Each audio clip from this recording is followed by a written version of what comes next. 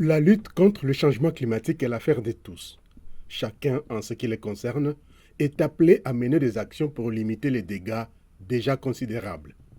C'est pour jouer son rôle de sensibilisatrice et d'éducatrice que la coordonnatrice des femmes autochtones et communautés locales pour le développement durable et participatif FACID en sigle, Marie-Dorothée Lisenga est allée à la rencontre des élèves et enseignants. D'abord, du complexe scolaire Loliki les Hirondelles, situé dans la commune de Lingwala à Kinshasa.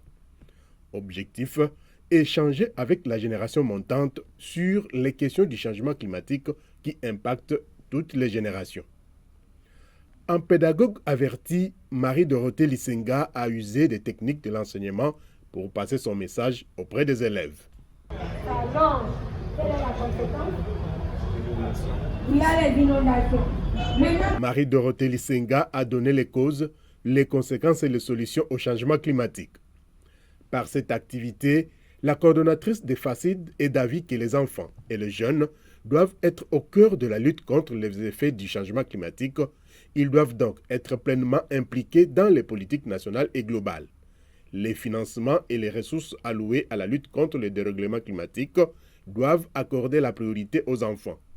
Elle a ainsi frappé à la porte de Kiso International pour un accompagnement dans ces initiatives. Loli qui a travaillé plus de 30 ans pour former les enfants dans cette commune de Lingwala. Loli qui a servi de l'action pour pouvoir épauler l'État congolais en tant que secteur privé dans le domaine de l'éducation. Et dans le domaine de l'éducation, il y a même ce qu'on appelle l'éducation environnementale. Et dans l'éducation environnementale, nous avons commencé par les questions qui concernent le changement climatique. Et les enfants comprennent ce que c'est le changement climatique comme un fléau qui ronge maintenant, surtout la ville de Kinshasa. Et comme un fléau qui ronge les écoles, le milieu éducatif. On devrait parler de ça, des causes du changement climatique, les conséquences du changement climatique, les solutions basées sur les élèves aussi et même qui doivent trouver des solutions à ces fléaux qui concernent le changement climatique. Les questions étaient adressées par les élèves et les élèves aussi ont posé beaucoup de questions pour pouvoir comprendre le changement climatique, aussi des questions de remèdes et surtout les élèves de l'ONU qui ont martelé sur la responsabilité de l'État congolais. L'État congolais est engagé. Il y a un élève qui a posé la question sur la responsabilité de l'État de pouvoir planter les arbres. Est-ce qu'il y a une mesure ou quoi? J'ai répondu parce que l'État congolais, j'ai dit d'ailleurs, l'État congolais a un programme de planter 1000 milliards d'arbres. Et les autres écoles se sont déplacées avec les services compétents de l'État, même avec le président de la République pour ce projet-là pour pouvoir planter les arbres. Le réchauffement de la planète est un risque important pour la société et ses conséquences pourraient affecter différentes parties du monde de différentes manières. D'où la nécessité d'informer, de former, d'éduquer et de sensibiliser toutes les couches de la société sur les voies et moyens de lutter contre ces fléaux car ne pas savoir est l'un des problèmes. Déjà, je suis très content parce que le sujet du réchauffement climatique, c'est un sujet qui nous concerne nous tous. Et déjà que l'environnement où nous vivons, ça nous concerne et notre milieu est très important. Ce que je retiens, c'est d'abord de protéger et entretenir notre environnement. C'est par rapport à ça que nous allons accroître le nombre des plantes qui permettent une bonne hygiène de notre milieu et aussi faire une action, celle de planter les arbres là il faut. C'est à partir de ça que nous allons éviter le réchauffement climatique. Déjà, personnellement, j'ai retenu que pour les changements climatiques, il faudrait arrêter de couper les arbres par-ci par-là, construire des immeubles. Cela aussi pollue aussi notre environnement. C'est alors que beaucoup de familles ou beaucoup de gens se plaignent de la chaleur. C'est à cause de nous-mêmes parce que nous coupons des arbres et puis nous mettons des meubles partout. Alors, pour éviter cela, il faudrait faire comme Le petit garçon nous recommande dans la feuille planter des arbres pour enfin profiter de l'air. Les élèves, emballés dans les échanges, ont posé différentes questions pour en savoir un peu plus. Je veux juste savoir quelle est la gestion politique sur les déchets en RDC. En fait, ma première question, c'est au sujet de la plantation des arbres. Qu'est-ce que le gouvernement en dit-il à ce sujet? Genre, on peut planter des arbres, mais est-ce qu'ils ne vont pas nous dire d'abattre juste après? Comment nous pouvons gérer les déchets organiques? À l'issue de cette activité, les préfets et les directeurs de l'école se sont dit très satisfaits de l'initiative de FACID. Moi, je peux être très content de l'activité. Je crois que prochainement, Tissot et Madame Dorothée feront de sorte qu'un grand nombre d'élèves puissent être en contact avec ces connaissances. Je demande une vulgarisation accrue de notre part et des organisations qui gèrent le service de l'environnement, car il en va de notre bonheur à tous. C'est une occasion pour nous parce que les enfants ont appris comment entretenir l'environnement.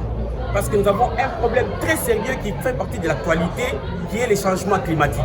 Les changements climatiques, madame m'a donné de très bonnes leçons et ces leçons aideront les élèves à savoir trier d'abord dans leur maison, dans les domiciles, comment trier les déchets. C'est-à-dire ils ont très bien appris et comment est-ce que protéger l'environnement. Marie-Dorothée Lisenga a promis d'accompagner l'école à la mise en place d'une brigade d'assainissement, mieux d'un club de conservation à l'école pour sensibiliser l'opinion. Il faut que nous revenions pour que nous puissions former une brigade. Ici, la brigade de l'école, sur les questions qui concernent, par exemple, l'assainissement de leur école et les alentours de leur école et les parcelles voisines. Et prochainement, nous allons maintenant programmer une activité pour que nous puissions revenir ici et faire asseoir cette brigade-là sous l'autorité compétente de l'État. Par exemple, la commune. Après les vacances, nous viendrons ici dans cette école pour installer maintenant la brigade de l'environnement au sein de cette école. De leur côté, les enseignants se sont engagés à faire en sorte que l'école reste toujours propre et soit un modèle sur le plan environnemental. Pour coller l'utile à l'agréable, l'élève Kololo Badibanga a planté un acacia au sein de l'école, signe de l'engagement de toute l'école de lutter contre le changement climatique. Prendre cet arbre pour que l'école fasse partie aussi du progrès de l'environnement du pays. Et ils vont respecter cet arbre. C'est un arbre que nous allons beaucoup protéger pour que ce soit le symbole de notre partenariat avec Cisco. Un exemple à suivre pour d'autres écoles de la capitale Kinshasa. Après le complexe scolaire Loliki-les Hirondelles, vendredi 28 mars, la coordonnatrice des FACID et son équipe se sont dirigés samedi 29 mars à l'Institut Boukama dans la commune de Lingwala. Là aussi, la campagne de sensibilisation à la lutte contre le changement climatique a du répondant. Les élèves des sections scientifiques étaient au rendez-vous pour suivre la coordonnatrice Marie-Dorothée Lisenga. Avec la même méthode d'une enseignante chevronnée, elle a su emballer son auditoire, matériel didactique à l'appui. Vous me suivez? Alors, on a coupé les arbres, on a perdu la forêt, on a construit avec des tôles, on n'utilise plus les matériels naturels, on a pollué l'environnement. Et la conséquence de ça, c'est quoi? Tout ça, ça nous amène dans quoi? Le professeur Biambela Kapinga a encouragé les élèves, surtout les finalistes, à s'imprégner des notions du changement climatique dont la thématique est souvent retenue lors des épreuves des examens d'État. Vous êtes devenus des sensibilisateurs pour le réchauffement climatique. Allez sensibiliser les autres. Les gens qui gardent toujours leur ancien comportement, ils doivent adopter le comportement qu'on vous a donné aujourd'hui. Donc, c'est vraiment avantageux pour vous les finalistes. Les finalistes, cette matière, il ne faut pas aller jeter. Mais à tout moment, il faut jeter un coup d'œil, voir ce qu'il faut, parce qu'à l'examen d'État, ne pensez pas que ça peut manquer. On va le poser. Pour sa part, Bobina Vitasi, directeur des études, a souligné la nécessité de lutter contre le changement climatique pour préserver l'environnement et vivre dans un environnement sain. Retenu pendant 7 ans Nous sommes très ravis de cette activité. Nous vous disons merci beaucoup. Je pense que le changement climatique, c'est un problème qui concerne tout le monde. Vous savez que c'est un problème réel. Les solutions qui ont été apportées en ces lieux, nous allons les utiliser.